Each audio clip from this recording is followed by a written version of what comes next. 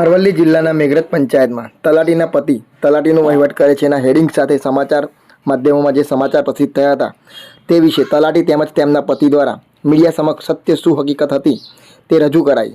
સાંભળો શું કહે છે તલાટી અને તેમના પતિ। જોતા રહો અજય એ ભાટિયા સાથે ભાટિયા 15 ન્યૂઝ અરવલ્લી।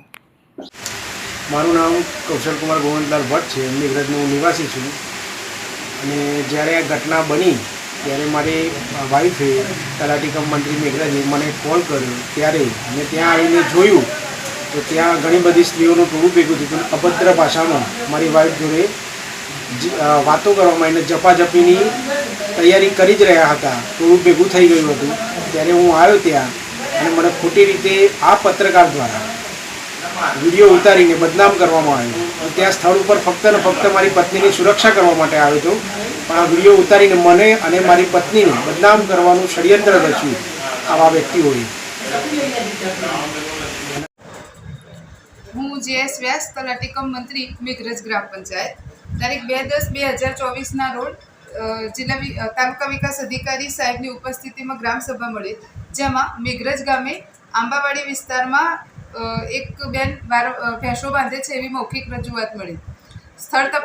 સ્થળ ઉપર પહોંચી અને તાલુકા વિકાસ અધિકારી સાહેબે એ બેનને ભેંસો ત્યાં ન બાંધવા માટે સમજાવી, પણ તેમ છતાં તેમને જણતા રાખી ત્યાંથી ભેંસો નહીં ખોલવું એમ કરીને સાહેબ સાથે માથાકૂટ કરે।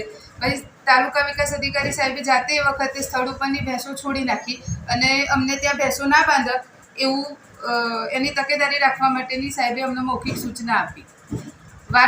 એ ઘટના બાદ વારંવાર અમે જ્યારે ફિલ્ડ વિઝિટ દરમિયાન એ વિસ્તારમાં જતા એ વખતે ભેંસો ત્યાં બાંધેલી જ જોવા મળે અને અમે એ બેનને એમ ન કરવા માટે સમજાવતા તથા મૌખિક તાકીદો પણ આપતા કે ભાઈ આ તમે ખોટું કરો છો, રાહદારીઓને પરેશાની થાય છે, પણ તે છતાં એ બેન માનતા નહોતા।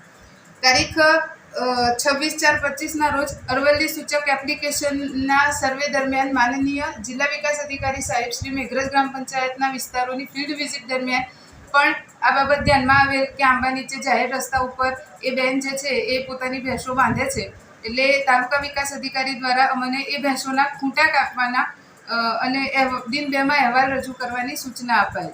અમે તારીખ 29ના રોજ 11 વાગ્યાના આસપાસ જાહેર રજા હોવા છતાં પણ એ ખૂંટા કાપવાની કામગીરી કરવા ગયેલ। એટલે મેઘરજ ગ્રામ પંચાયત તાલુકાની મુખ્ય ગ્રામ પંચાયત છે અને કામગીરીનું ભારણ વધુ રહેતું હોય અમે રજાના દિવસો દરમિયાન પણ આવી કામગીરી કરતા હોઈએ છીએ, એટલે અમે એ દિવસે ત્યાં ગયા હતા અને ત્યાંની જે સ્થાનિક મહિલાઓ હતી એ મહિલાઓ દ્વારા ટોળું કરીને અમારા ઉપર હુમલાનો પ્રયત્ન કરાય, એટલે અમે ફોન કરી અને અમારા હસબન્ડને ત્યાં બોલાયા અને એ બધી જે મહિલાઓ હતી એ બધા અમને બંને જણાને ઘેરી વળી અને તેમ છતાં પણ એ સરકારી કામ હતું અને કરવું જરૂરી હતું, કેમ કે અંદાજે 501 જેટલા ઘર છે એ વિસ્તારના જેની રાહદારીઓની અવર જવરનો એ મુખ્ય રસ્તો હોય, પરેશાનીનો સામનો કરવો પડતો હોય।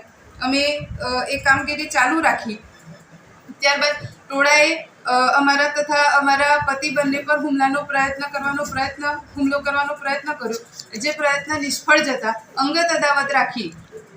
આ બાબતે તમે કોઈ પણ સરકારી કચેરીમાં જાણ કરી?